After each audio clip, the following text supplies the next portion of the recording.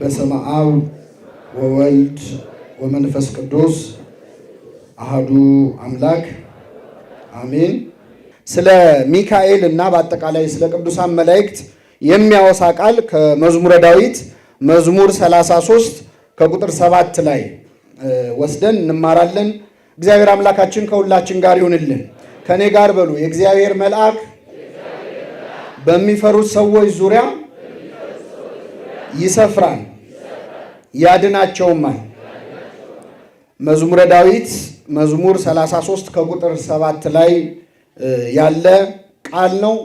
በዚህ ቃል ተነስተን እንማራለን። ለአባቶቻችን ለነቢያት፣ ለአባቶቻችን ለሐዋርያት፣ ለሐዋርያውያን አበው፣ ለሊቃውንት በጉባኤያቸው ተገኝቶ ምስጢሩን ጥበቡን ገልጦ ያስተማረ አምላካችን እኛንም በቸርነቱ እንዲያስተምረን፣ እንዲመክረን፣ እንዲገስጸን የእርሱ ቅዱስ ፈቃድ ይሁንልን።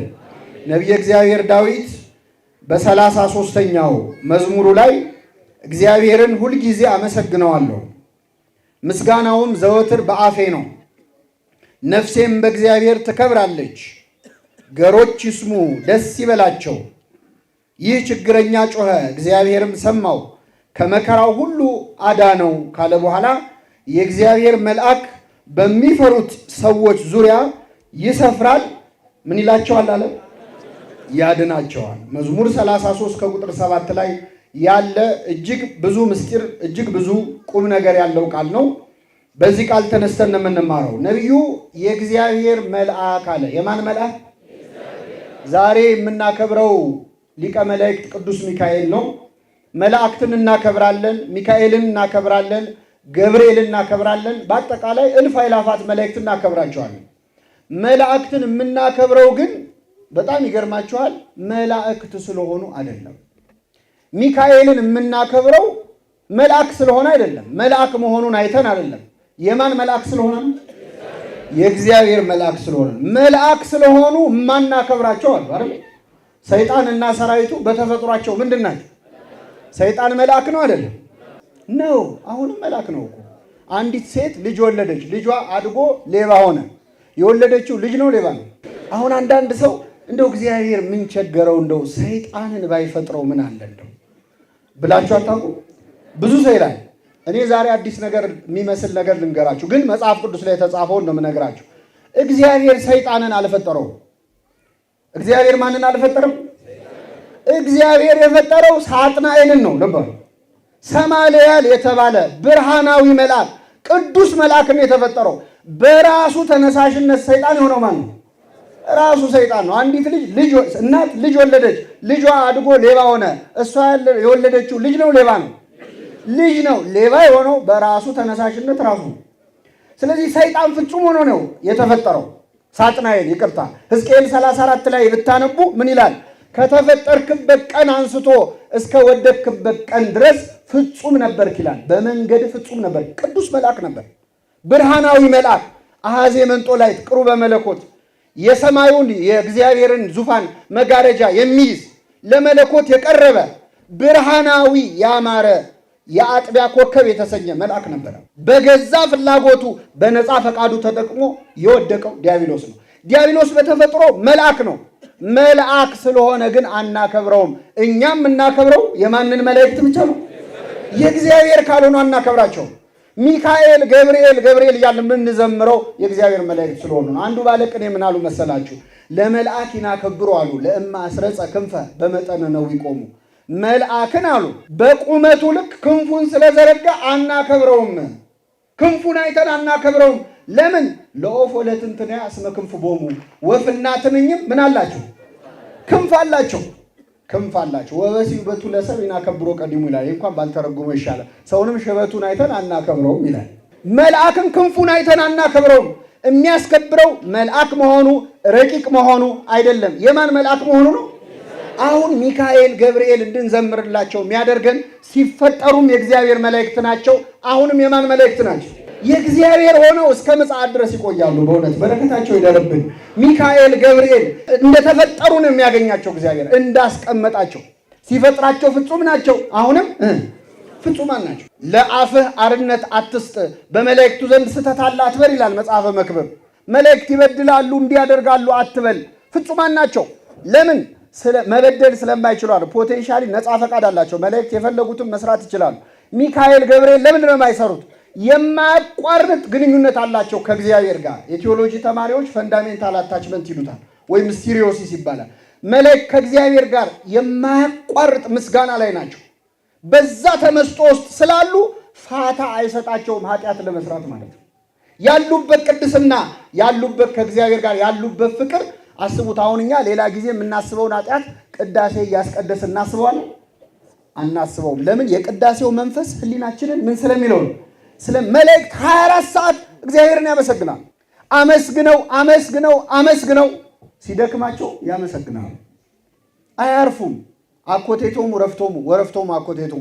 ምስጋናቸው እረፍታቸው ነው፣ እረፍታቸው ምስጋናቸው ነው። በጣም ሌላ የሚደንቅ ነገር ልንገራችሁ። ኪዳናችን ምን ይላል? ዘያፈትዎሙ ለመላእክት ያውጹቦ፣ መላእክት በምስጋና እንዲጎበኙት ያስመኛቸዋል ይላል። መላእክት ማለት አመስግነው አመስግነው ጀማሪ ዘማሪ ታውቃላችሁ? ጀማሪ ዘማሪ ሰሞኑን መዘመር የጀመረ ሰሞኑን ከበሮ የጀመረ እኮ ታፋውን እንደ ከበሮ እየመታ ነው የሚዞረው አይደል? እንደዛ ነው። ገና አይጠግብም፣ ዘምሮ አይጠግብም። አዲስ ክርስቲያን ከምን ይበልጣል እንደሚባል መላእክት እንደዛ ናቸው። ዓለም ከተፈጠረ እስካሁን አመስግነው ያመሰገኑት ምስጋና ምንም አይመስላቸው። ወይ ይመስሎሙ ለመላእክት ከመዘወደስዎ መንፈቀ መንፈቃ ለአህቲ ሰዓት ይላል። እስከ ዛሬ ዓለም ከተፈጠረ እስካሁን ያመሰገኑ ምስጋና የአንድ ሰዓት ሩብ የዘመረው ይመስላቸው። ዘምረው አልጠገቡም ገና። አሁንም ማመስገን፣ አሁንም መዘመር። በእውነት የነሱን እድል ለኛ ያድለን። በእውነት አሁን እኛ አባታችሁ ነው የጀምራችሁ ከመቼው እንዳለቀ ገርማችሁ አያውቅም? መሀል ላይ ዘልየው ነው ብላችሁ አታውቁም? እንዴት ነው ባንዴ እንዴት አንዳንዴ የጸሎት መጽሐፍ ይዛችሁ ልትጸልዩ ቆማችሁ ስንት ገጽ ቀረው ብላችሁ አልቆጠራችሁም? እንዲኮነን እኛ አባታችን ወይ ረጅም ሆና ስንት ቦታ ደርሰን እኮ ነው የምንመለሰው። ስንት ቦታ። መላእክት ግን ያለማቋረጥ ያመሰግናሉ። ይህ ምስጋናቸው ፋታ አይሰጣቸውም። ለደቂቃ ኃጢአት ለማሰብ ጊዜ አይሰጣቸውም። ስለዚህ ለማንኛውም ሚካኤል ገብርኤልን የምናከብራቸው መላእክት ስለሆኑ ሳይሆን የማን መላእክት ስለሆኑ? የእግዚአብሔር መላእክት። ነቢዩ ምን አለ? የእግዚአብሔር መልአክ በሚፈሩት ሰዎች ዙሪያ ምን ይላል? የእግዚአብሔር። ሌላ የሚያጽናና ነገር ልንገላችሁ። መላእክት የእግዚአብሔር መላእክት ናቸው። ልክ ነው። ሚካኤል የእግዚአብሔር መልአክ ነው። ገብርኤል የእግዚአብሔር መልአክ ነው። ግን ደግሞ የእኛም መላእክት ናቸው። ይገርማል። መጽሐፍ ቅዱስ እነ ሚካኤልን የእግዚአብሔር መልአክ ይላቸዋል፣ የእኛም መልአክ ይላቸዋል። ክርስቶስ ምን አለ? የማቴዎስ ወንጌል ምዕራፍ 18 ቁጥር 18 ላይ ከእነዚህ ከታናናሾቹ አለ። ከእነዚህ ከምኖቹ? ከታናናሾቹ ወይም በሀብት ድሃ የሆኑ ሰዎች፣ በኑሮ ድሃ የሆኑ ሰዎች አሉ አይደል? የምንንቃቸው፣ እማናከብራቸው። ድሃ የሆነ ሰው ቢያረጅም አናከብረው፣ የሚገባውን ቦታ አንሰጠውም። እና ከነዚህ ከታናናሾቹ አለ በዕድሜ ትንሽ ከሆኑት፣ በሀብት ትንሽ ከሆኑት፣ በምግባር ትንሽ ከሆኑት ከኃጢአተኞቹ ከታናናሾቹ አንዱን እንኳን እንዳትንቁ ተጠንቀቁ። እንዳትንቁ አለ ክርስቶስ። ትንሽ ነው ብላችሁ እንዳትንቁት። ለምን? እንዳትንቁ ከመሃላቸው አንዱንም እንዳትንቁ። ለምን? መላእክቶቻቸው በሰማያት ያለውን የአባቴን ፊት ያያሉና። እያንዳንዱ ትንሽ የምንለው ሰው ምን አለው ማለት ነው? የራሱ መልአክ አለው። ደስ ይላል አይልም? ይሄን እስቲ ንገሩኝ እባካችሁ። እያንዳንዳችሁ ምን አላችሁ? ምድር ላይ አሁን ሀገራችን ላይ በዓለማችን ላይ ቦዲጋርድ የሚመደብለት ምን አይነት ሰው? ወይ ሀብታም ነው፣ ወይ ባለስልጣን ነው፣ ወይ ዝነኛ። በግራ በቀኝ ዞር በሉ አሳልፉት እስቲ ምንድነው ምናምን የሚሉ አሉ አይደል? እንደውም ከዋናው ሰው በላይ በጣም የሚገላምጡት እነሱ ናቸው። ሰው አይደል የሚያመናጭቁት። በቃ አንድ ሰው ጠባቂ ካለው ወይ ባለጸጋ ነው ወይ ባለስልጣን ነው።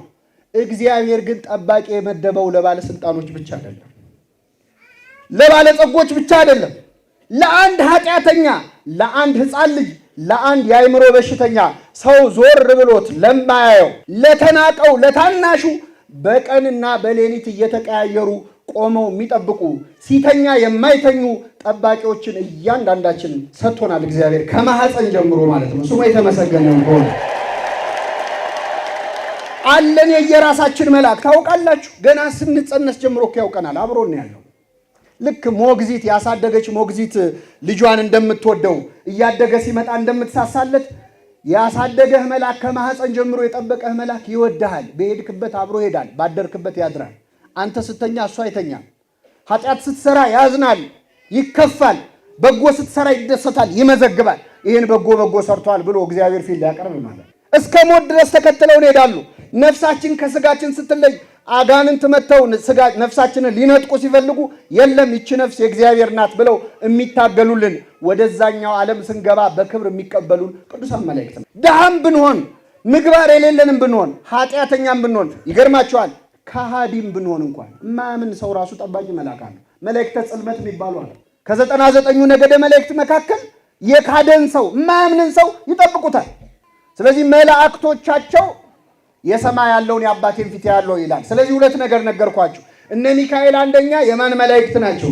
ሁለተኛ የማን መልአክ ናቸው? የኛ መላእክት ናቸው። ይሄ በጣም የሚያጽናና ነው።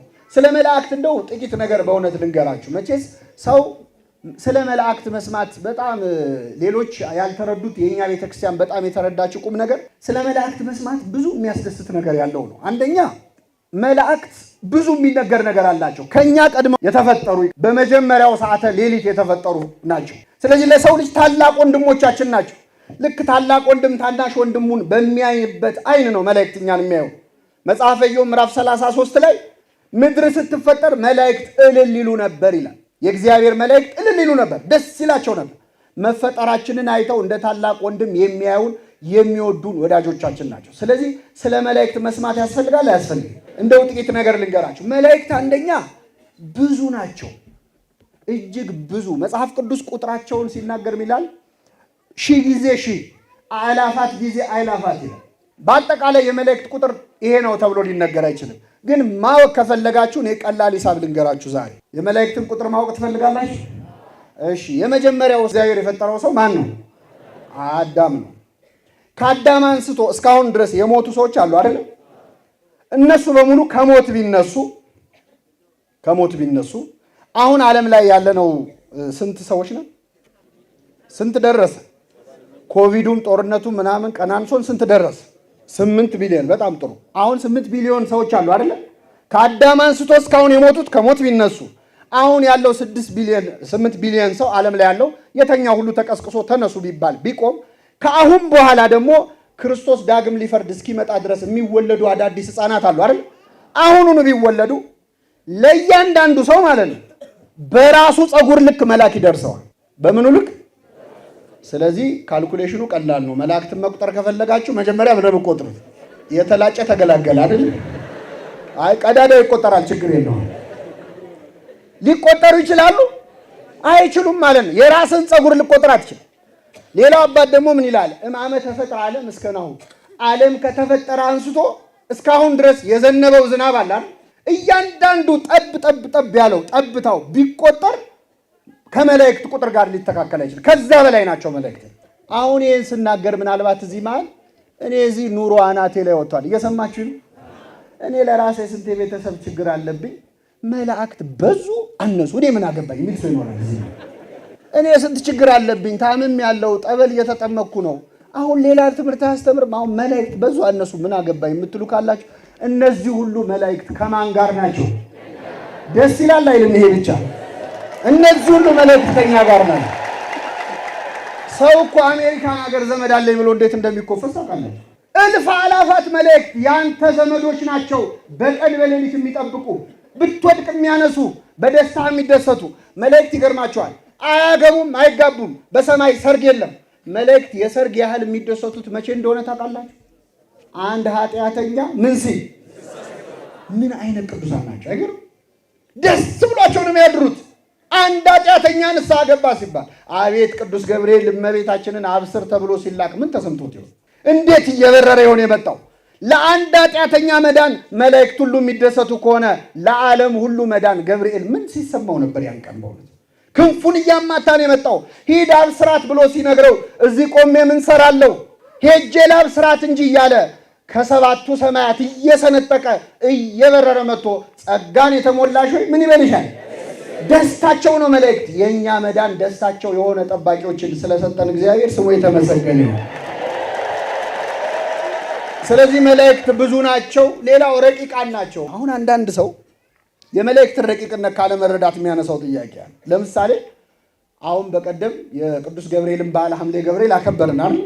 ሐምሌ ገብርኤል ሲከበር ብዙ ቦታ ነው የተከበረው አይደለም? ቅዱስ ገብርኤል የዓመቱ ሲከበር ቁልቢ ይከበራል። አዲስ አበባ ስንት አብያተ ክርስቲያናት አለ። ገብርኤል ያን ቀን የዓመቱ ገብርኤል በዓል ቀን የት ነው ሄደው? ቅዱስ ገብርኤል ቁልቢ ነው። አንዳንድ ሰው ይጨነቃል። ገብርኤል እንደው ገብርኤል እንዴት አድርጎ ያዳርሰዋል? ጳጳስ አረከው ሰው መሰለ የትኛው ነው የሚሄደው ብሎ ይጨነቃል። በጣም ይገርማል። አንዱ መልአክ አሁን ሰዎች ሲያስጨንቁን፣ እሺ ገብርኤልን እዛም ትጠሩታላችሁ እዚህም ገብርኤል ብላችሁ ትጠሩታላችሁ። የት ነው የሚሄደው? እስቲ ገብርኤል እስቲ ያሳይ። ገብርኤል በሁሉ ቦታ ይሞላ ነው ይሏችኋል አይደል? በጣም የሚገርመው ይህን ጥያቄ ግን ሰይጣን ሲሆን አያነሱ። ለምሳሌ እዚህ ያለ ሰው ኃጢአት እንዲሰራ የሚፈታተነው ማን ነው? አዲስ አበባ ያለውንስ አሜሪካ ያለውንስ ሰይጣን በሁሉ የሞላ ነው። ሰይጣን ሲሆን ሰዎች አይጠይቁም፣ ችግር የለውም ብቻ ገብርኤል አትበላል። ግን እንዴት ነው ገብርኤልስ? በእውነት ወደ እውነታው ስንመጣ እንዴት ነው በአንድ ጊዜ ብዙ ቦታ መሄድ የሚችለው? እኔ ቀላል ጥያቄ ልጠይቃቸው። አሁን እዚህ ቆሜ እየተናገርኩ ያለሁትን ትምህርት ዓለም ላይ ያለ ሰው ሁሉ እንዲሰማው ማድረግ ይቻላል አይቻልም? በምን? አቤት በኢንተርኔት። ኢንተርኔቱን የሰራው ማን ነው? እግዚአብሔር እንዳትሉ። ማን የሰራው? ሰው። ሰው በሰራው ኢንተርኔት እኔ እዚህ ጋር ቁጭ ብዬ እዚህ ጋር ቆሜ የምናገረውን ዓለም ላይ ያሉ ሰዎች በተመሳሳይ ጊዜ እያዩ እንዲማሩ ማድረግ ይቻላል አይቻልም? ይህንን ቴክኖሎጂ የሰራው ማን ነው? ሰው ነው። ሰው የሰራው ቴክኖሎጂ በዓለም መዳረስ ከቻለ እግዚአብሔር የሰራው ገብርኤል በዓለም መድረስ ይችላል አይችልም? ከሰው ስራና ከእግዚአብሔር ስራ የማን ስራ ይበልጣል? እንደው እንዴት ነው የምናየው ራሳችንን? ከእግዚአብሔርን ልናሳንሰው ነው እንዴ? መላእክት በሁሉ የሞሉ ነው አላለችም ቤተክርስቲያን። ምሉ በኩል የተባለ በባህሪው በሁሉ የሞላ ማብቻ ነው እግዚአብሔር ነው። መላእክት ግን ለኛ አያንሱም። ለምን? ይቅርታ አድርጉልኝ፣ መሬት የምንላት ፕላኔት እኮ ለአንድ መልአክ ኳስ ማለት እኮ እንደምታስቡት ትልቅ አይደለንም እኮ። እንደምታስቡት አስቸጋሪ አይደለም። እኔ አንድ ኳስ እግሬ መሃል አቁሜ ከመሃል ግራና ቀኝ እግሬን ዘርግቼ መቆም ይችላል አልችልም? ለዛች ኳስ እኔ በሁሉ የሞላው መስላለሁ፣ ግን በሁሉ የሞላው አይደለሁም። ለኳሷ ግን በቃታል። ምድር ለምትባለው ኳስ አንድ መልአክ እኮ ከበቂ በላይ ነው። በክንፋቸው ከተማ የሚጋርዱ መላእክት አሉ። ወደ መጽሐፍ ቅዱስ ልውሰዳችሁ። ዮሐንስ ራዕይ ምዕራፍ 18 ከቁጥር 1 ታላቅ ስልጣን ያለው መልአክ ከሰማይ ሲወርድ አየሁ ይልና ምን ይላል? ከክብሩ የተነሳ ምድር አበራች ይላል። ከክብሩ የተነሳ ልብ አድርጉ። ታላቅ ስልጣን ያለው አንድ መልአክ መጥቶ ምንን አበራል? ምድርን። ፀሐይ እንኳን እኮ በፈረቃ ነው የምታበራው። አንዱ ሚካኤል አንዱ ገብርኤል ግን ምድርን ማብራት ይችላል። ወደ ርዕሳችን ልመልሳችሁ። የእግዚአብሔር መልአክ በሚፈሩት ሰዎች ዙሪያ ምን ይላቸዋል? አሁን ጥቅሱን በደንብ አስተውሉት። የእግዚአብሔር መልአክ ሲል ብዙ ነው ወይስ አንድ ነው? አቤት አንድ ነው። የእግዚአብሔር ምን ስለምን መልአክ። የሚፈሩት ሰዎችስ ብዙ ናቸው አንድ ናቸው? በጣም ጥሩ። አንድ ቦታ ነው የሚኖሩት ብዙ ቦታ ነው የሚኖሩት? አንዱ የእግዚአብሔር መልአክ ሚካኤል እግዚአብሔርን በሚፈሩት ሰዎች ዙሪያ ሁሉ ምን ይላል? ይሰፍራል። እኛ ሰፈረ የምንለው ለሰራዊት ነው አይደለ? ሚካኤል ብቻውን ምን ይላል አለ? ይሰፍራል፣ ያድናቸውማል። ይኸው ተሰብስበናል የምንፈራው ሰዎች እግዚአብሔርን አይደለ? ሚካኤል እኮ መሀላችን ሰፍሮ ነው ያለው፣ ሁላችንንም ያድነን በዚህ ሰዓት ሆኖ። ስለዚህ እግዚአብሔር መላእክት ረቂቅነታቸውን ርቀታቸውን አባቶቻችን ሲገልጹ እንዴት ደስ የሚል ማይረገ ርቀት የሚባል ትምህርት አላቸው። ከውሃ እሳት ይረቃል ይላሉ። ከእሳት ነፋስ ይረቃል። ከነፋስ የሰው ነፍስ ትረቃለች። ከነፍስ መላእክት ይረቃሉ። ከመላእክት የመላእክት ሐሳባቸው ይረቃል። ከመላእክት ሐሳብ እግዚአብሔር ይረቃል ይላሉ። ከረቂቃን ሁሉ ረቂቅ ማን ነው? ከዛ ውጭ ግን እነ ሚካኤል እነ ገብርኤል ግዙፋን የሚጨበጡ የሚዳሰሱ አይደሉም።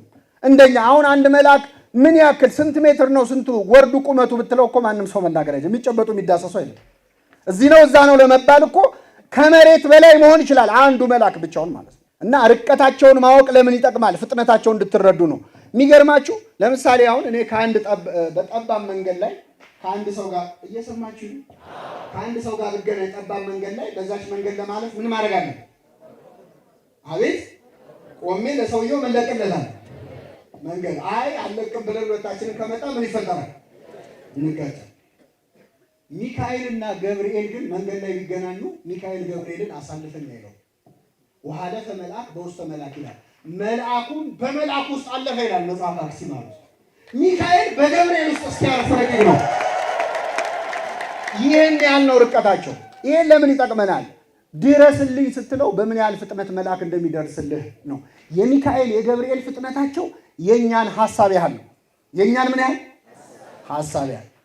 ለምሳሌ ወደዚህ ጊቲ ገዳም ስትመጡ ከአዲስ አበባ የመጣችሁ ወይ ከአርባ ምንጭ የመጣችሁ ትኖራላችሁ። ስትመጡ በመኪና በአውሮፕላን የመጣችሁ ትኖራላችሁ።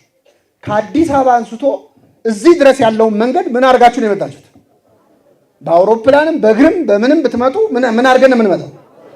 አቋርጠን ነው አይደለም? ስንመለስስ ከዚህ ጊቲ እስከ ቤታችን ያለውን መንገድ ምን ብለን ነው? አቋርጠን። እስቲ በሐሳባችሁ አንዴ ቤታችሁ ተመለሱ። ሄዳችኋል እንዴ ቀድማችሁ? አሁን በሐሳብ መመለስ ይቻላል አይቻልም? ቤት በር ነው የምትወጡት። በየትኛው በር ነው የምትወጡት በሐሳባችሁ? በአውሮፕላን ነው በመኪና ነው? እዚህ ቁጭ ብሎ በሐሳብ ቤት መመለስ ይቻላል አይቻልም? በሰከንድ ውስጥ ይቻላል አይቻልም? ኧረ እንወሻሽ። በሐሳቡ አሁን አውሮፓና አሜሪካ ያልሄደ አለ እዚህ መሃል? ያለ ቪዛ ያለ ፓስፖርት እኮ ስንት ሀገር ደርሰን መተናል። በሐሳብ መንገድ ሳታቋርጥ ትሄዳለህ። ሚካኤል ድረስልኝ ብለህ ስትጠራው የሐሳብህን ያህል ፈጥኖ ነው የሚደርስልህ። ሚካኤል ብለህ ቃሉን ስሙን ጠርተህ ሳትጨርስ መልአኩ ካጠገብህ ነው። እንደዚህ ያለ ፈጣን ጠባቂዎችን ስለሰጠን ስሙ የተመሰገነ ይሁን። ዝም ብሎ ቲዮሪ እንዳይመስላችሁ። ትንቢተ ኢሳይያስ ምዕራፍ 6 ላይ ኢሳይያስ እግዚአብሔርን ከፍ ባለ ዙፋን ላይ ያየውታል። ባየው ጊዜ ወዮልኝ ከንፈር የረከሰብኝ ሰው ነኝ ብሎ ተናግሮ ሳይጨርስ ሱራፊ የተባለው መልአክ እየበረረ መጥቶ ከንፈሩን በጉጠት ነካውና ኃጢአትህ ተሰረየችልሃል። የሁላችንን ኃጢአት ተናግሮ ሳይጨርስ እኮ ነው። እንደው እባክህ መልአክህን ልከህ አላለው።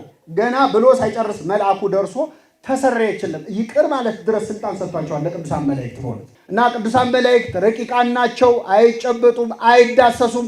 የእግዚአብሔር መልአክ በሚፈሩት ሰዎች ዙሪያ ይሰፍራል። ምን ይላቸዋል? ያድናቸዋል ተብሎ የተነገረላቸው ቅዱሳን መላእክት ናቸው። አንዳንድ ሰው ስለ መላእክት ሲነገር ደስ የማይለው ሰው አለ። ምንድነው ሚካኤል ገብርኤል የምትሉት? እኔ እንደዚህ የሚል ሰው የሚያሳዝነኝ ምን መሰላችሁ?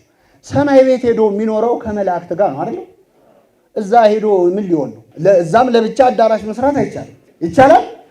አይቻልም። ቅዱስ ጳውሎስ በዕብራውያን መልእክቱ ምን አለ? በደስታ ወደ ተሰበሰቡት መላእክት ወደ አእላፋት ህብረት ደርሳቸዋል ይላል። ዓላማችን ከነማን ጋር አብሮ መኖር ነው? ከመላእክቱ ጋር ነው። የነማንን ዝማሬ መስማት ነው? ዝማሬ መላእክት ያሰማል እንላለን አይደል? እዚህ ሆኖ ሚካኤል ሲባል ደሙ የሚፈላ ሰው በኋላ ከመላእክት ጋር እንዴት ሊኖር ነው? የኛ ቤተክርስቲያን ግን ታለማምደናለች ከወዲሁ። አያችሁ፣ በኋላ አብረናቸው ስለምንኖር ብዙ ናቸው። በስም የምናውቃቸው በጣም ጥቂቶቹን ነው። ጥቂቶቹንም እያስተዋወቀች በዓላቸውን አክብሩ እያለች እያስከበረች እያዘመረች ስማቸውን እየሰየመች ለኛ ወልደ ሚካኤል፣ ገብረ ሚካኤል፣ እህተ ሚካኤል እያለች እያገባባች እያስተዋወቀች ከዛኛው ዓለም ጋር የምታገናኘን ቤተክርስቲያን። ክርስትና እንደዚህ ነው። በእውነት መላእክት የሌሉበት ክርስትና፣ መላእክት ያላገለገሉት ክርስቶስ አናውቅም። መጽሐፍ ቅዱስ የሚባለው መጽሐፍ እስቲ ልብ ብላችሁት። መጽሐፍ ቅዱስ የሚባለው መጽሐፍ ውስጥ ከመጽሐፈ አስቴርና ከትንቢተ ሐጌ ውጪ መላእክት የሌሉበት መጽሐፍ ነው። ከኦሪት ዘፍጥረት እስከ ዮሐንስ ራእይ አሉ መላእክት። አንድም ቦታ መልአክ የሌለበት ታሪክ የለም። እኔ ወደ አዲስ ኪዳኑ ብቻ ልውሰዳችሁ። ዓለም የዳነበት ክርስቶስ ከሰማይ ወደ ምድር ወርዶ ሰው ሆኖ ዓለምን ያዳነበትን ታሪክ አዲስ ኪዳኑን ብቻ ካነበብክ መላእክት የሌሉበት ወንጌል ማንበብ አይቻልም። ለምን? ገና ክርስቶስ ሲጸነስ ለእመቤታችን ትጸንሻለሽ ብሎ የተናገረው ማን ነው? ገብርኤል ነው። መልአክ ነው የጀመረው። ተጸነሰ። በተወለደ ጊዜ ሌሊቱን ሙሉ ስብሐት ለእግዚአብሔር በሰማያት እያሉ ሲዘምሩ ያደሩት እነማን ናቸው? መላእክት ናቸው። ደስ ብሏቸው እንደው ምን አይነት ምቀኝነት የሌለባቸው ቅዱሳን ናቸው። አምላክ ሰው የሆነበት ቀን እኮ ማኩረፍ ነበረባቸው። እንዴት ከኛ በልጦ አምላክ ሰው ሲሆን ሰው እንዴት አምላክ ይሆናል ማለት ነበረባቸው። እነሱ ግን እኛ ተኝተን እነሱ ሲዘምሩ አደሩ። ስብሐት ለእግዚአብሔር በሰማያት ወሰላም በምድር ስምረቱ ለሰብ እያሉ ዘምረዋል። ክርስቶስ 40 ቀን 40 ሌሊት ጾመ በገዳመ ቆሮንቶስ። በዲያብሎስ ተፈተነ፣ ዲያብሎስን ድል ነሳው ይልና ምን ይላል ወንጌሉ? የማቴዎስ ወንጌል ምዕራፍ 4 አገለገሉት ይላል። ተፈትኖ ሲጨርስ እነማ መጥተው አገለገሉት? መላእክት መጥተው። መላእክት የሌሉበት ክርስትና አለ? የለም። ክርስቶስ ከመላእክት ተለይቶ አያውቅም። ቃና ዘገሊላ ሰርግ ቤት ያልተጻፉት ስለማይበሉ ነው። ይበላሉ መላእክት። ያው የወይን ጠጅ ጠጡ ስለማይባል ነው እንጂ መላእክት የሌሉበት ቦታ የለም። ክርስቶስ የነበረበት እነሱ የሌሉበት የለም። ከሁሉም የሚገርማችሁ ሐሙስ ዕለት ሊሰቀል አንድ ቀን ቀርቶት ክርስቶስ ሲሰቃይ ሲጸልይ የነበረበት ጊዜ አለ አይደል? በመለኮቱ አይፈራም፣ በስጋው ግን ይፈራል። መንፈስ ተዘጋጅታለች፣ ስጋ ግን ደካማ ነው ብሏል። በዚያ በጌቴሴማኒ ሲጸልይ በጣም ተጨንቆ ይጸልይ ነበር። ክርስቶስ ነገ የሚሆነውም ስለሚታየው ማለት ነው። እና ሲጨነቅ ላብ ይወጣው ነበር። ላቡ አልፎ ደም ይወጣው ነበር። ስለኛ የሚቀበለውን መከራ ከመቀበሉ አንድ ቀን በፊት ተጨንቆ ሲጸልይ የደም ላብ አላበው ይላል። እዚህ መሃል ሐኪሞች ልትኖሩ ትችላላችሁ። የሕክምና ሰዎች ሄማቶድሮሲስ የሚሉት አንድ ኬዝ አለ። አንድ ሰው በጣም ሲጨነቅ ላቡ ይጨምራል፣ በጣም ያልበዋል። ጭንቀቱ ከመጠን ሲያልፍ ግን በላብ ፈንታ ደም ይወጣዋል። ይህ የሚከሰተው ከ1 ሚሊዮን ሰዎች አንድ ሰው ላይ ነው። ክርስቶስ ለእኛ የተጨነቀው በሚሊዮን ሰው አንድ የሚመጣውን ጭንቀት ነው። ተጨነቀ፣ ተሰቃየ። በዛ ጭንቀት ውስጥ ሆኖ ይጸልይ ነበር ይላል። ከዚያ ምን ይላል? የሚያበረታው መልአክ ታየው ይላል። አቤት ይሄ ቃል የተጻፈው ድርሳነ ሚካኤል ላይ ቢሆን ሰዎች አንቀው ይገሉናል። ብላችሁ ክርስቶስን የሚያበረታው ወንጌል ላይ ነው። ምን እናድርግ? ሉቃስ ነጻፈው። የሚያበረታው መልአክ ታየው። ማንን? ክርስቶስን። አሁን አንድ ሰው መላእክት አያስፈልጉኝም እያለ የሚታበይ ሰው ክርስቶስን መላእክት አበረቱት ሲል ሲያይ ምን ሊል እንዴ? ክርስቶስ አበረቱት እየተባለ አንተ ከክርስቶስ ልትበልጥ ነው ወይ ነው መባል ያለ? ግን አበረቱት ይላል። ምን ማለት ነው? አባታችን አባ ጊዮርጊስ ዘጋስጫ ይህንን የሉቃስ ወንጌል በተረጎመበት ስፍራ ሉቃስን ሐኪም አይደለ? ሉቃስ ባለመድኃኒት አይደል? ሉቃስ ወይ ምን ነክቶ ነው አቆሰልከኝ እኮ ይላል። እንደው አክመኝ ምን ማለት ፈልገ ነው? እንዴት መላእክት አበረቱት ብለህ ትናገራለህ? የአምላክነቱ ኃይል ከመላእክቱ ኃይል አንሶ ነው ወይ መላእክት የሚያበረቱት? በምን ኃይላቸው? ምን ማለት ፈልገ ነው? እባክህ ሉቃስ ወይ ሐኪሙ ሆይ ቁስል አምጥተህብኛል ልቤ ላይና እባክህ ተኩሰ አድነኝ ፈውሰኝ ይላል። ከዛ ራሱ ምን ማለት እንደሆነ ይተረጉመዋል። መላእክት አበረቱት ማለት በፊቱ እየሰገዱ ለከ ኃይል ክብር ወስብሐት፣ ለአንተ ክብር ምስጋና ይገባል እያሉ ሰገዱለት ማለት ነው እንጂ መላእክት ክርስቶስን ሊያበረቱት አይችሉም። ለከ ኃይል ክብር ወስብሐት እስከ ለዓለም እያልን የምንሰግደው አማኑኤል አምላክ ለከ ኃይል ምን ማለት ነው? ለአንተ ኃይል ክብር ምስጋና ይገባል። ሲሰቃይ መላእክት ከበው የሰገዱትን ስግሰት ልጆቿን ሰብስባ የኢትዮጵያ ቤተክርስቲያን በክርስቶስ መከራ ጊዜ ትሰግድለታል። ለአንተ ኃይል ለአንተ ክብር ይገባል። አይሁድ እየተፉብህ ነው፣ እኛ ግን እንሰግድልሃለን። አይሁድ በጥፍ እየመቱ ነው፣ እኛ ግን እናለቅሳለን ስለ መከራ። ዓርብ ዕለት ደግሞ ለነ ሚካኤል ከባድ ነበር። ይገርማቸዋል። ዓርብ ዕለት ክርስቶስን የሾህ አክሊል ደፉበት፣ ጨርቅ ልብሱን ገረፉት። ከገረፉ በኋላ ጨርቅ አለበሱት። ከዛ ልብሱን ገፈው ሌላ ጨርቅ አለበሱት። አቤት ስንተርከው ቀላል ነው። እስቲ በደንብ አስተውሉት። ክርስቶስ የተገረፈው እኛ ለቡሄ በምናጮኸው ጅራፍ አይደለም።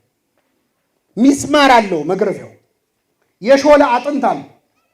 ሰውነቱ ላይ አርፎ ሲነሳ ስጋውን እየነጨ ነው የሚነሳው። በዚያ አጥንቱ እስከሚታይ ድረስ ተገረፈ። ከተገረፈ በኋላ ልብስ አለበሱት። ወደ ሄሮድስ ወሰዱት፣ ወደ ጲላጦስ መለሱት። ድጋሚ ልብሱን ገፈፉት ሲባል ልብስ መገፈፍ እርቃን መሆን አይደለም ችግሩ። ከቆሰለ ሰውነት ላይ ጨርቅ ሲነሳ ምንድን ነው የሚሆነው? ስለዚህ ክርስቶስ ልብሱን ሲገፈፍም ድጋሚ ሲለብስም ይታመማል። የሾህ አክሊሉን ይተክሉታል፣ ይነቅሉታል። ከዛ መተው በበትር ይዘው ጭንቅላቱን መቱት ይላል። መላእክት በሰማይ ፊቱ የተንቀጠቀጡ ቅዱስ ቅዱስ የሚሉትን ልናየህ አይገባንም የሚሉትን አምላክ በበትር ጭንቅላቱን ሲመቱት ሱራፌል ተንቀጠቀጡ ይላል። ኪሩቤል ራዱ ፊቱ ላይ ሲተፉበት እኛ ፊትህን ማየት አይገባንም ብለው በሁለት ክንፋቸው ፊታቸውን በሁለት ክንፋቸው እግራቸውን ሸፍነው መስቀል ሰርተው በፊቱ ቅዱስ ቅዱስ የሚሉት አምላክ ፊቱ ላይ ምራቅ ሲተፋበት ደግሞ ለክርስቶስ ምራቅ ይገባ ነበር? እሱ እኮ ምራቁን እንትፍ ብሎ አይንን የሰራው አይንን ያበራው ምራቁን እንትፍ ብሎ ዲዳውን አንደበት ነው የሰጠው። ያ ቀን ለመላእክት በጣም ከባድ ነበር። አይሁድ ጌታን በሰቀሉት ጊዜ ይላል ቅዱስ ያሬድ ሚካኤል አርመመ ወገብርኤል ተደመመ። ሚካኤል ዝም አለ። መሸከም አቃተው። እንዴት ነው? ወታደሮች እንኳን ቆመው ንጉሳቸው ሲሰደብ አይችሉም አይደል? ክርስቶስ ሲሰደብ መላእክት ቆመው አይተዋል። ያ ቀን የስቃይ ቀን ነበር ለመላእክት። ቅዱስ ገብርኤል አልቻለም፣ ሰይፉን ጣለ። የቤተ መቅደስ መንጦላይት መጋረጃው የተቀደደው በገብርኤል ሰይፍ ነው ይላል እኛ መጽሐፍ። እስከ ምጽአት ድረስ እየሰነጠቀ የሚሄድ ሰይፍ ግን ሊቆጣ ሊዋጋ ሲሞክር የእግዚአብሔር ቸርነት ከለከለችው። ክርስቶስ ከሞት በተነሳም ጊዜ ከመቃብሩ ግራና ቀኝ የነበሩት እነማን ናቸው? መላእክት ናቸው። እስቲ መላእክት የሌሉበት የአዲስ ኪዳን ታሪክ ንገሩንና እኛም ስለ መላእክት መተረክ እናቆማለን። የሌሉበት የለም። መላእክት ምን ያህል ከቀደሙት ክርስቲያኖች ጋር ቅርበት እንደነበራቸው የምታውቁት የሐዋርያት ሥራ ላይ አንዲት ሴት ያደረገችው ነገር ነው። ሐዋርያው ቅዱስ ጴጥሮስ ታሰረ፣ እስር ቤት ገባ። እስር ቤት ገብቶ ካሁን ገደሉት እያሉ ሐዋርያት ተሰብስበው ሌሊቱን ሙሉ ቁጭ ብለው 72 አርድእት 120 ቤተሰብ ሆነው እራት በልተው ቁጭ ብለው ይጨነቃሉ። እንደው ምን ይሻላል? አሁን እዛው ይገሉት ይሆን? መቼስ ሰው ሲታሰርብን ጭንቀቱ ከባድ ነው አይደል? ምን ያደርጉት ይሆን እያሉ ስለ ጴጥሮስ እየተወያዩ እያለ ድንገት በር ተንኳኳ። በሌሊት በር ተንኳኳ። ከዛ ሮዴ የምትባል የቤት ሰራተኛ አገልጋይ ነበረች። ሂጂና በሩን ክፈቺ ብለው ላኳት። ሄዳ ከፈተችው። ከፍታ አይታ ደንግጣ መልሳ በሩን ዘጋችውና መታ ቆመች። ምን ነው ምን ሆንሽ አሏት። ኧረ ጴጥሮስ በር ላይ ቆሟል አለች። የታሰረው ጴጥሮስ ምን ላይ ቆሟል? ከዛ ምን አሏት? አይ መስሎሽ ነው፣ ጴጥሮስ አይደለም ያንኳኳው፣ ምናልባት መልአኩ ሊሆን ይችላል አሉ። ምን ሊሆን ይችላል? የጴጥሮስ ጠባቂ መልአኩ ጴጥሮስን መስሎ መጥቶ ሊሆን ይችላል አሉ። እኔ ይህን ስሰማ ክርስቲያን በመሆኔ ራሱ ተጠራጠርኩ ራሴ። አሁን ቤታችሁ ሌሊት ቢንኳኳ፣ እኛ ቤት ሌሊት ቢንኳኳ ማን ሊሆን ይችላል ብላችሁ ነው የምትጠረጥሩት? አክስቴ ሞተች ማለት ነው ይላል የታመመ ዘመድ ያለው አይደል? ትንሽ ፖለቲካው ግርግር ከበዛው ደግሞ ፖሊሶች ናቸው። ሌባ ሊሆን ይችላል፣ እዚያ ደግሞ ሊሰረስር ነው አይደል? መልአክ ሊሆን ይችላል ብላችሁ ተገምታላችሁ? ይኸው እኔም እዚህ ቆሜ እናገራለሁ እንጂ ሌሊት ሲንኳኳ ካየው መልአክ ሊመስለኝ አይችልም። በምንም አቶ መልአኩ ሊመስለኝ ይችል ይሆናል ምናልባት እንጂ መልአክ የእግዚአብሔር መልአክ አይመስልም። የመጀመሪያዎቹ ክርስቲያኖች ግን በር ሲንኳኳ እንኳን መልአክ ሊሆን ይችላል ብለው የሚጠረጥሩ ነበሩ። መላእክት የሌሉበት ክርስትና፣ መላእክት የማያገለግሉት ክርስቶስ አናውቅም። በመላእክት የተሞላች ቤተክርስቲያን ልጆች ስላደረገን ስሙ የተመሰገነ ነው። 24 ሰዓት አብራቸው የምትዘምር የምታመሰግን ቤተክርስቲያን ናት የኛ ቤተክርስቲያን። የእግዚአብሔር መልአክ በሉ እስኪ በሚፈሩ ሰዎች ዙሪያ ይሰፍራል። ምን ይላቸዋል? ያድናቸዋል። በሉ እስኪ እንግዲህ መጽሐፍ ቅዱስ ላይ ተጽፎ አገኘ ነው። ምን እናደርገው? አንዳንድ ሰዎች መጽሐፍ ቅዱስን ኤዲት ለማድረግ ያምራቸዋል። የእግዚአብሔር መልአክ ያድናቸዋል ተብሎ ነው የተጻፈው። ምን ማለት ነው? ያድናቸዋል ማለት ምን ማለት ነው? ሐዋርያው መዳን በሌላ በማንም የለም ከሰማይ በታች እንድንበት ዘንድ የተሰጠን ኢየሱስ ክርስቶስ የሚለው ስም ነው ይላል። ነው አይደለም? ነው። መዳን በሌላ በማንም የለም። ይኸው መጽሐፍ ቅዱስ ግን የእግዚአብሔር መልአክ በሚፈሩ ሰዎች ዙሪያ ይሰፍራል። ምን ይላቸዋል? ያድናቸዋል። ጥቅሱን እናውጣው ወይስ እናስታርቀው? እየሰማችሁ? የቱ ይሻላል? ማስታረቅ ነው። ምክንያቱም መጽሐፍ ቅዱስ ነው። ሁለቱንም ያጻፈው ማን ነው? እግዚአብሔር። አንዳንድ ሰዎች ቆርጠው ማውጣት ያምራቸዋል ከመጽሐፍ ቅዱስ የሆኑ ጥቅሶችን ጥምድ አድርገውም ይዘዋል። ቢሞቱም አይጠቅሱ እነዛን ጥቅሶች። ከእኛም ጋር እንደዚህ አይነት ጥቅስ ሲጠቀስ የሆነ ጥቅስ ማንወዳለን፣ ከእነሱም ደግሞ ይሄ ችግር አለ። እግዚአብሔር ደግሞ የሰጠን መጽሐፍ ቅዱስ ነው። ጫማን የሚስተካከለው እግር ነው የሚስተካከለው። አንድ ሰው ጫማ ባይበቃው ትንሽ እግሩን እንጥረው ይባላል። ምኑ ነው የሚስተካከለው? ጫማው ነው። ስለዚህ የኛ አስተሳሰብ ነው እንጂ መስተካከል ያለበት መጽሐፍ ቅዱስ ፍጹም የሆነ መጽሐፍ። መዳን በሌላ በማንም የለም የተባለው በቅዱስ ጴጥሮስ አንደበት ነው። ሐዋርያት ሥራ ምዕራፍ 4 ላይ ከመነገሩ በፊት ይኸውላችሁ፣ አሁን ጥቅስ ከመሃል ሲያወጡት ችግር ነው። ቴክስት አውት ኦፍ ኮንቴክስት ፕሪቴክስት ይላሉ ፈረንጆች። ጥቅስ ከመሃል ሲወጣ ችግር ነው። ሙሉ አገባቡ መታየት አለበት የለበት? አንዳንድ አሁን እኛ እችን ቃል ይዛችሁ ልትሄዱ እኔ በጣም ስኬት ነው በእውነት። እኛ የምናምነው በሉ እስኪ በጥቅስ አይደለም በመጽሐፍ ቅዱስ ነው። በምን አናምነው? በምንድን ነው የምናምነው? ምን ማለት ነው? ከመሃል አውጥቶ ጥቅስ ችግር ነው። አንዳንድ ሰው ከመሃል የሚጠቅሳል። እንደውም አንድ ሰውዬ እውነት ይሁን ውሸት አላውቅም መጽሐፍ ቅዱስ ገለጠ አሉ። ሲገልጥ ይሁዳ ታንቆ ሞተ የሚል አገኘ። በስመ አብ ወወልድ ወመንፈስ ቅዱስ ብሎ ዘጋው። ከዛ ድጋሚ ሲገልጠው ሲያየው አንተም እንዲሁ አድርግ ይላል። አሁን ይኸውላችሁ ይሁዳ ታንቆ ሞተ ሌላ ታሪክ ነው።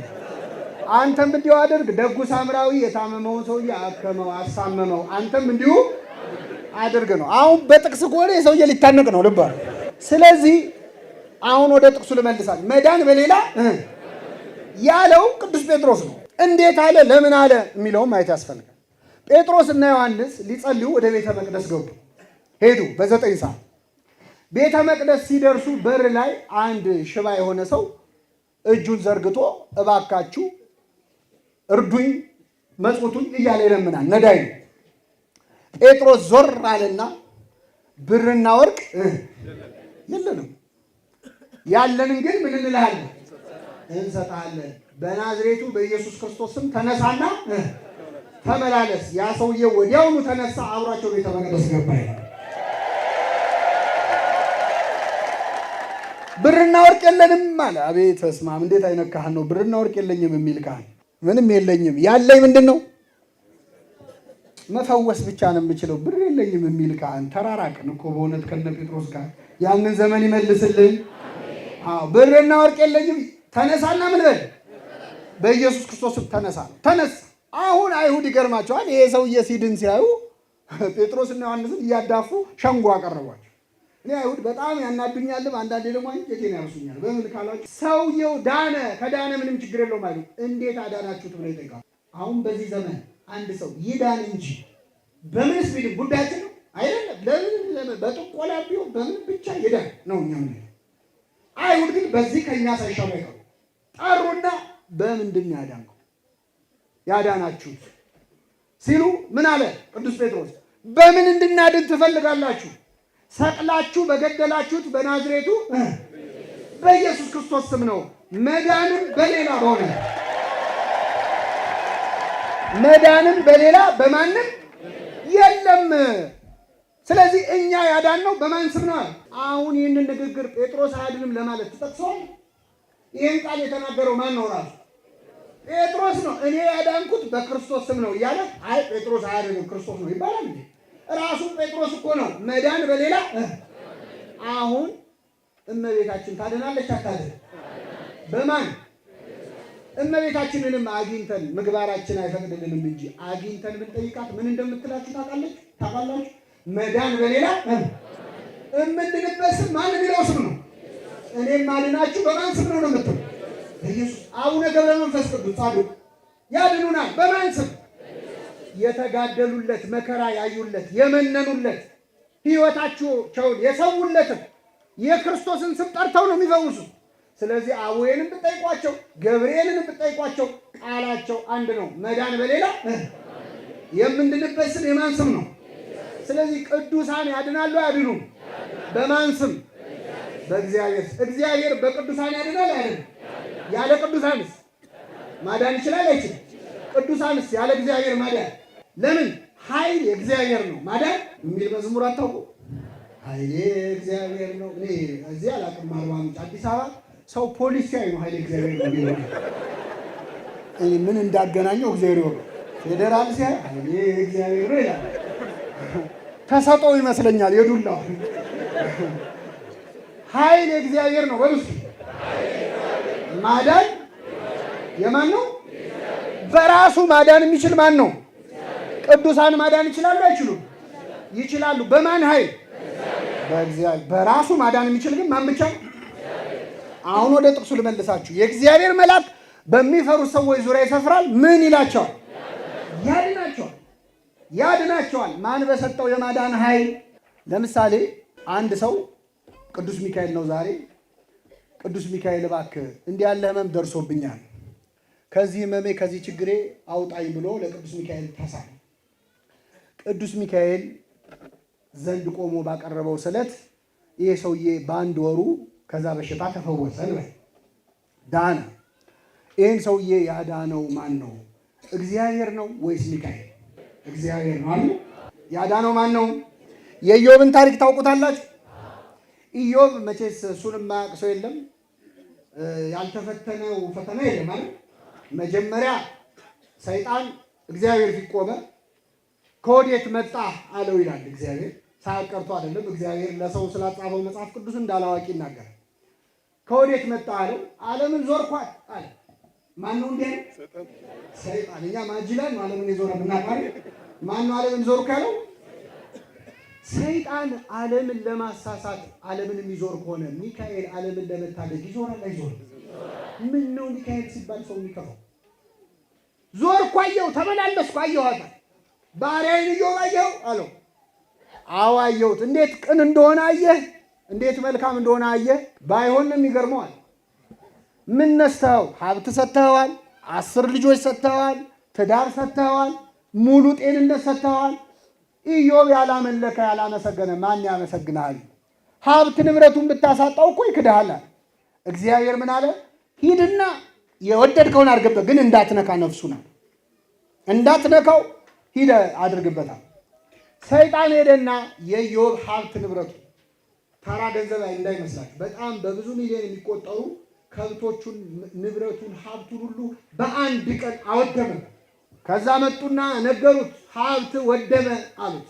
ኢዮብ ምን አለ? እግዚአብሔር ሰጠ፣ የእግዚአብሔር ስም። አሁን እኛ ሞባይላችን ቢጠፋ እግዚአብሔር ሰጠ እግዚአብሔር ነሳ እንላለን። ምን ነው አቦዬ እንደው ለእንትን ብዬ መጥቼ ጉድ ያደረጉኝ ነው። ርቀታችን እኮ እሱ እኮ ሀብት ንብረቱ ነው አንድ ቀን ያለበት። ከዛ ሰይጣን ልጆቹን ገደለበት፣ 10 ልጅ። በነገራችን ላይ ቅደም ተከተሉ ራሱ የሰይጣንን ተንኮል ያሳያል። መጀመሪያ ሀብቱን፣ ቀጥሎ ልጆቹን ነው። መጀመሪያ ልጆቹን ገሎ ቀጥሎ ሀብቱን ቢያጠፋበት እንኳን ሀብቴ ልጆቼም ምን ብለዋል? ሞተዋል። ጦሴ ልጆች እንዳይ መጀመሪያ ሀብቱ ፈተኑ። አልሸነፍ ሲል በ10 ልጅ እግዚአብሔር ያሳያል። 10 ልጅ በአንድ ቀን 10 ልጅ። ኢዮብ እኮ ለልጆቹ በየቀኑ መስዋዕት ያቀርባል፣ በሐሳባቸው እግዚአብሔርን በድለው እንዳይሆን ብሎ። በዚህ ደረጃ የሚሳሳላቸው ልጆቹ በአንድ ቀን ሞቱ። እግዚአብሔር ሰጠ። ከዛ ሶስተኛ ከራስ ፀጉሩ እስከ እግር ጥፍሩ በቁስል መታው፣ የገዛ ቁስሉ እስኪሸተው ድረስ በሸክላ በገል ነበር የሚያውቀው። አሁንም ግን እግዚአብሔር ሰጠ፣ እግዚአብሔር ነሳ። አሁን ጥያቄ ልጠይቃችሁ፣ ኢዮብ ላይ መከራ ያወረደበት ማን ነው? እግዚአብሔር ነው ወይስ ሰይጣን? ድጋሚ ልጠይቃችሁ፣ ኢዮብ ላይ መከራ ያወረደው ማን ነው? እግዚአብሔር ነው ወይስ ሰይጣን? ሰይጣን ነው አላችሁ። እሺ አሁን ከላይ ያለው የሁሉ አዛዥ ማን ነው? የሁሉ አዛዥ ማን ነው? እነ ቅዱስ ሚካኤልን መጥተው እኛን እንዲያድኑ ፈቃድ የሚሰጠው ማን ነው? ሰይጣንን ደግሞ እኛን እንዲፈትን ፈቃድ የሚሰጠው ማን ነው? ኢዮብን የፈተነው ማን ነው ስላችሁ ሰይጣን አላችሁ አይደለ? ግን የታወቀው ማን እንዳዘዘው ነው። ቢሆንም ግን መጥቶ ኢዮብ ላይ ኢሚዲየትሊ መከራ ያደረሰበት ማን ነው ስለሆነ ማን አላችሁ? ሰይጣን አላችሁ። ገብቷችኋል? ግን አዛዡ ማን ነው መሆኑን እያወቃችሁ ግን ሰይጣን እንዲያደረገ እንላለን። ምክንያቱም ሰይጣን እግዚአብሔር ሳይፈቅድ ምንም ነገር መስራት አይችልም። ግን እግዚአብሔር ቢፈቅድለትም መጥቶ ያንን ተግባር የፈጸመው ግን ማን ነው ስለሆነ ሰይጣን እንላለን። ሰይጣን መከራ ሲያወርድ እግዚአብሔር ፈቅዶለት እንደሆነ እያወቅን ሰይጣን አደረገው የምንል ከሆነ ሚካኤል መጥቶ እኛን ሲያድንም ፈቃድ የሰጠው እግዚአብሔር ቢሆንም መጥቶ ስራውን የሰራው ማን ነው? ቅዱስ ሚካኤል ነው ለማለት መቸገር የለብንም። ሚካኤልን የሚያዘው ማን ነው? እግዚአብሔር ነው። ያን ስራ እንዲሰራ የላከው ግን መጥቶ የላከው አሁን በዚያ ስፍራ ላይ የማዳን ስራውን እንዲሰራ የላከው ማን ነው? መጥቶ የሰራው ግን ማን ነው? ቅዱስ ሚካኤል ነው። ሚካኤል ለሰይጣን የምንሰጠውን ክሬዲት ግን ለእግዚአብሔር አንሰጥ። አንድ ስጨምርላችሁ የበለጠ ግልጽ ይሆናል። ሰይጣን ከእግዚአብሔር ፈቃድ የሰጠው የጠየቀው ኢዮብን ለመጥቀም ነው ለመጉዳት? እግዚአብሔር ፈቀደለት አልፈቀደለት? ፈቅዶለት። ሰይጣን መልካም ነው ክፉ ነው? ልባ እግዚአብሔር ለሰው የሚፈልገው መልካም ነገር ነው ወይስ ክፉ ነገር? ለኛ መልካም ነገር የሚፈልገው እግዚአብሔር፣ ለኛ መጥፎ ነገር የሚፈልገው ሰይጣን መጥቶ ሲጠይቀው ክፉ ሐሳብ እንዳሰበ እያወቀ የሚፈቅድለት ከሆነ ለኛ መዳን የሚንገበገቡ እነ ሚካኤል ሲለምኑት ይሰማል አይሰማም? ይሰማል። አለዚያ እግዚአብሔር ክፉ ክፉን እየፈቀደ መልካም መልካሙን ይከለክላል ማለት ሊሆን ነው። እንዲያውም ለእግዚአብሔር ፈቃድ የተስማማው ልመና ከሰይጣን ልመና በላይ የነማ ልመና? የመላእክት ልመና ነው። ለምን? መላእክት የሚለምኑት ሰው እንዲድን ነው፣ ዕብራውያን 1:14 ሁሉ መዳንን ይወርሱ ዘንድ ለማገዝ የሚላኩ መናፍስ አይደሉም? ሁሉም ሰው እንዲድን ይፈልጋሉ እነ ሚካኤል። ሰይጣን ደግሞ ሁሉም ሰው ምን እንዲል ይፈልግ። ስለዚህ ሰይጣንን ብሎ ጆሮ የሰጠ አምላክ ሚካኤልን ብሎ ስለኛ እንዲለምን ይፈቅዳል አይፈቅድም? ይፈቅዳል። አይ ጥቅስ ከተፈለገ ሁለት ነገሮች ላንሳና በቃሉ ደከማችሁ። ቅዱሳን መላእክት እንዲያመሰግኑ፣ እንዲጸልዩ፣ እንዲያገለግሉት ብቻ አይደለም እንዲለምኑ፣ እንዲጸልዩ ስለኛ ይፈልጋል። እንዲማልዱም ፈቅዶላቸዋል። ሁለት የምታውቋቸውን ጥቅሶች ልንገራችሁ። አንደኛው እኔ በእግዚአብሔር ፊት የምቆመው ታውቁታላችሁ አይደል? እኔ በማን ፊት የምቆመው ማን ነኝ? ገብርኤል ነኝ አለ። እዚህ ላይ በደንብ ካስተዋላችሁ እግዚአብሔር ፊትና ጀርባ አለው? እግዚአብሔር የሌለበት ቦታ አለ? በሁሉ ምን ያለ አምላክ የሞላ አምላክ ማለት በሁሉ የሞላ አምላክ እንዴት ፊት ጀርባው ይባላል? ሁለተኛ እንደ ሚካኤል እነ ገብርኤል ረቂቃን ናቸው። አይቀመጡም፣ አይነሱም። እግር የሚታጠፍ የሚዘረጋ እግር የላቸው። ገብርኤል ቆምኩ ማለቱ ምን ማለት ነው? ቆመ ማለት በመጽሐፍ ቅዱስ ቋንቋ መቆም ማለት ብዙ ትርጉም አለው። አንደኛ ፊዚካሊ እኔ እንደቆምኩት መቆም ነው። ለምን ቆማቸዋል የሚል ጥቅስ ብዙ ታገኛላችሁ። መቆም። ሁለተኛው መቆም ከኃጢአት ተለይቶ ጽድቅ መስራት። ቅዱስ ጳውሎስ ማንም የቆመ ቢመስለው እንዳይወድቅ፣ የቆመ ሲል ምን ያለ ማለት ጽድቅ እየሰራ ቢመስለው ማለት ነው። መቆም ጽድቅ ሊሆን ይችላል። መቆም መፍረድ ሊሆን ይችላል። እግዚአብሔር በአማልክት መካከል ቆመ፣ በአማልክት መካከል ይፈርዳል ይላል መዝሙር 81። መቆም መፍረድ ሊባል ይችላል። የመጨረሻው ግን የመቆም ትርጉም ማማለድ። መቆም ምንድን ነው? ወደ ጥቅስ ሳልወስዳችሁ ምን ነው አንቺ ቆምሽላት ለሷ ቢባል ምን ማለት ነው? አንተ ለሱ ምን አልክለት? ጠበቃ ቆመ ማለት ምን ማለት ነው? ጠበቃውን ወስዶ እንደዚህ ሞንታርጎ ገታው ማለት ነው። ስለዚህ ለገሌ መቆም ማለት ለገሌ ምን ማለት ነው? መከራከር። በመጽሐፍ ቅዱስ ጥቅስ ስናየው ይሄን የምታውቁት ታሪክ አለ።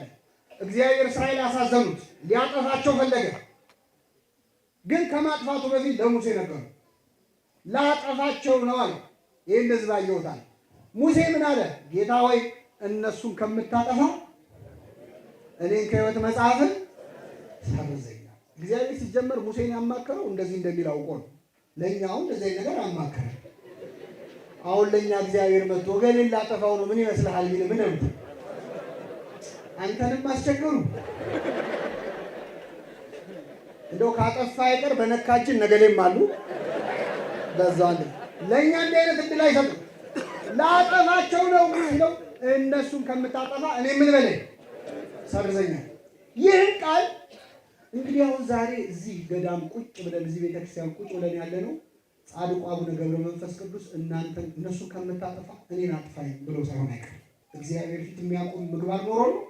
እና ይህንን ቃል ዳዊት መዝሙር 105 ላይ ከቁጥር 23 ሲናገር ይላል የተመረጠው ሙሴ በፊቱ ባይቆም ኖሮ ሊያጠፋቸው ተናገረ ይላል። በፊቱ ምን ላይ ኖሮ ምን ማለት ነው? ባይቆም ማለት ባይከልለው ኖሮ ነው። ባይቆም ማለት ምን ማለት ነው? ባይለምን ባያማልድ ማለት። አሁን መቆም ትርጉሙ ምንድን ነው? እኔ በእግዚአብሔር ፊት የምቆመው ማንኛ አለ እምለምነው ነው። ምን ሊሰራ ይቆማል? ገብርኤል። ጥቅሱን መያዝ ከፈለጋችሁ ገብርኤል የሚውለው በስንት ነው? የሉቃስ ወንጌል ምዕራፍ 1 ቁጥር 19 እጅግ ይዛችሁ አደራችሁ። እኛ ስንት ስልክ በቃላችን ይዛለን። ጥቅስ ሲሆን ምን እንደሚነካ እንጂ ሉቃስ 1 ስንት 19። ሚካኤል ደግሞ ቆሞ ሲያማልድ ያለበት ዘካርያስ 1:12። ዘካርያስ 1 ስንት ሚካኤል በስንት ነው የሚውለው? ሚካኤል ቆሞ ምን አለ መሰላችሁ? የኛ ሚካኤል ዛሬ የምናከብረው ሚካኤል የሰራዊት ጌታ እግዚአብሔር ወይ 70 ዓመት ሙሉ የተቆጣቸውን የኢየሩሳሌምና የእስራኤል ከተሞች የማትምራቸው እስከ መቼ ነው? ኢትዮጵያን የማትምራት እስከ መቼ ነው ይበልልን። ስንት ዓመት ተቆጣን እግዚአብሔር። ስንት ቁጣዬን በዚህች አጭር ጊዜ እማትምራቸው እስከ መቼ ነው አለ እግዚአብሔር ይላል። ለመልአኩ እንዲህ ሲል መለሰለት ወደ እስራኤል በምህረት ተመልሻለሁ ይላል። ወደ ኢትዮጵያ በምህረት ተመልሻለሁ ይላል እግዚአብሔር። ስለዚህ ሁለት ጥቅስ ሰጠኋችሁ፣ ሉቃስ 1:19 እና ዘካርያስ 1። 12 መላእክት ስለኛ ይለምናሉ፣ ይጸልያሉ፣ ያማልዳሉ። የማዳን የመለመን ኃይላቸውን የሚያገኙት ከማን ነው? የምናከብራቸው፣ የምንወዳቸው፣ የምንዘክራቸው የማን መላእክት ስለሆኑ ነው? የእግዚአብሔር መላእክት። ብዙ ጊዜ ሰዎች ምልጃ ላይ ሲከራከሩ እስቲ ያማልዳሉ የሚል ያሳይኝና ዛሬ ኦርቶዶክስ ሆናለሁ የሚል ሰው እንዲህ ሲሉ፣ አንዳንድ ሰው መቼስ ባይኖር ነው እንዲህ በጣም ኮንፊደንት የሆኑት ብሎ ይፈራል። ፍጥጥ ካሉ ባይኖር ነው ጥቅሱ ብሎ እሱማ የለም ግን ይላል። ያኔ ይቀጠቀጣል በደንብ እስኪበቃው። ጠንከር ብሎ ግን እንዴ ሙሴ ለእስራኤል ቆሞ አማልዶ አላስማራቸውም ወይ? ሚካኤል ለእስራኤል ከባቢሎን እንዲመለሱ እስከ መቼ አትምርም ብሎ አላስማረም ወይ? ድንግል ማርያም በቃና ዘገሊላ ውሃን ወይን አላስደረገችም ወይ? ስለ እናንተ ሲያማልዱ ይናፍቋቸዋል ብሎ ቅዱስ ጳውሎስ አልተናገረም ወይ ብሎ ጠንከር ብሎ ጠቅሶ የሚመልስላቸው ሲያገኙ ጥያቄዋን ቀየር ያደርጓታል። እኛ እኮ አያማልዱም አላልንም፣ በሕይወት እያሉ ነው እንጂ ከሞቱ በኋላ እችን ሰምታችሁ አታውቁ? መጀመሪያ አያማልዱም ያለ ሰውዬ እኛ እኮ አያማልዱም አላልንም ብላችኋል። መጀመሪያ ክርክ እንዲህ አይነቱ ይስትዋይ ብላሃል። መጀመሪያ ስለማላቅ ነው ያልኩት በልና እንቀጥል ጨዋታው። ፍጥጥ ብለው ይክዳሉ። አባቶቻችን ይላሉ መናፍቅ ወራጅ ውሃ ሲወስደው ድሮም ወደ ታች ሰፈር መሄድ ፈልግ ነበር ይላል። ትራንስፖርት አገኙ ይላል።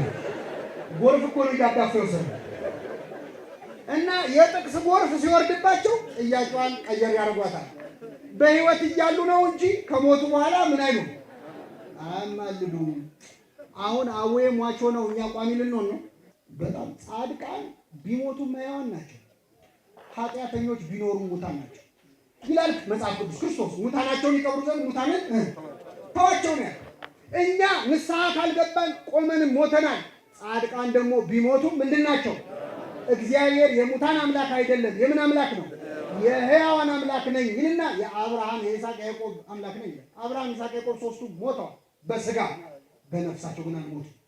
ቅዱሳን ስለሆኑ ሙታን ተብለው ራሱ አይጠሩም እና አቡነ ገብረ መንፈስ ቅዱስ እንደውም ክብራቸው የሚጨምረው ከሞቱ በኋላ ነው። የጻድቅና የዶሮ ክብሩ ከሞተ በኋላ ነው የሚጨምረው ይባላል። ዶሮ አሁን በሕይወት እያለች እናከብራታለን። ታከብሯታላችሁ? ሳሎን ብትገባ ምንድን ነው የምንለው? ከታረደ በኋላ እሺ ይላል። እሺ ነው የሚለው ለአበሻ ይነገር። ቅዱሳን እንደውም ክብራቸው የሚጨምረው። እኔ ግን ይህን የፈለግኩት በእውነት ግድ የለ የቅዱሳንን ሞታ አማልዱም ያሉትን ትተን ካልሞቱ ግን ምን ይላሉ ማለት ነው? መልሱልኝ። ምን ካላሉ? ካልሞቱ ያማልዳሉ አይደል? ሚካኤል ይሞታል፣ ገብርኤል ይሞታል። ስለዚህ ምን ይላሉ ማለት ነው? ክብር ምስጋና ይድረሰው እግዚአብሔር። ችግር የለውም። እነሱ ሞቱ የሚሏቸውን ሰዎች አይጠይቁም። ምልጃ እኛ እንጠይቃለን። እነሱ ሚካኤልን ገብርኤልን ይጠይቁልን። አልሞቱ ማለት ነው። ሚካኤል ሞቱ ያውቃል እንዴ? አንድ ባለቅን ያለውን ልንገራችሁ እናበቃለሁ። ጉባኤ ቤት የተማረ በተለምዶ የቆሎ ተማሪ የሚባል አለና አንዳንድ ደግሞ ትምህርት የሌለው ግን በቃ እንደው አለባበስ የሚችል ሰው አለ። ዝንጥ ያለ ስታዩ እንደዛ እንዳትሉ አደራችሁ። እና ጠምጥሞ በቃ በደንብ ጭራ ይዞ በእጁ እንዲህ እንዲህ ያለ ሲሄድ ሊቅ ነው የሚመስለው። እና ምዕመናን በጣም ያከብሩታል። ቤተ መቅደስ ሲገባ ግን ምንም አያውቅም። ማህሌት ላይ ዝምተኛ ነው፣ መክፈልት ላይ ግን ደጀ ሰላም ላይ አንደኛ ምግቡ ላይ ማለት ነው። እና የሚገርማችሁ የዳር ሚካኤል ቀን ካባውን አድርጎ ጭራውን እየነሰነሰ አባታችን እኔ ቤት ይምጡ፣ እኔ ቤት ይምጡ፣ እኔ ቤት ይምጡ ብለው ተሻምተው አንድ ቤት ድግስ ገባ። ከዛ ያ የቆሎ ተማሪ ሌሊቱን ሙሉ ሲቀጽል አድሮ ሲማር አድሮ ከዛ ማህሌት ደግሞ ቆሞ ቅዳሴ አስቀድሶ ደክሞት ጉሮሮው ተዘግቶ ሊበላ ሊገባ ሲል ውጣ በግድ ለምኖ መሬት ላይ አስቀመጡ። የተማረ ሰው ብዙ ጊዜ ከታች ነው። ከዛ ይሄኛው ሊቅ መስሎ የለበሰው ቁጭ ብሏል። ተማሪ ከስሮናል እና አስተናጋጇ ወጥ እያቀረበች ለደጋሿ እንደው አባታችን እንደው ዛሬ ቅዱስ ሚካኤል ምን ያደረገበት ቀን ነው አለች። ወጡን አድርሽና ነው ያለው። ስትመለሽ እንነጋገራለን አሉና ሄደች። ከዛ አንተ ተማሪ ምን ያደረገበት ነው ሲለው በጆሮ ቀስ ብሎ ነገር እሺ አለ። ከዛ መጣ ሚካኤል ምን ያደረገበት ነው? በረከቱ ይደረብን ቅዱስ ሚካኤል ዛሬ የሞተበት ቀን። ይህን ጊዜ ተማሪው ነው ጮኸ፣ ሀገር አቀለጠ። ዘይተ ሰምዐ ተሰምዐ ወዘይተ ገብረ ተገብረ። ያልተሰማ ተሰማ ያልታየ ሚካኤል ደግሞ ሞት የተቀበለው ብሎ ቅልጥ አድርገው ሞራል ኦፍ ዘ ስቶሪ ምንድነው? ሚካኤል ይሞታል። ሞት ሆነ ምልጃም የሚከለክለው ሚካኤል ስለ ሁላችን በእግዚአብሔር ፊት ቆሞ ለዘወትር ምን ይላል? ያማልዳል። የሰማነውን በልቡናችን ያሳድረን።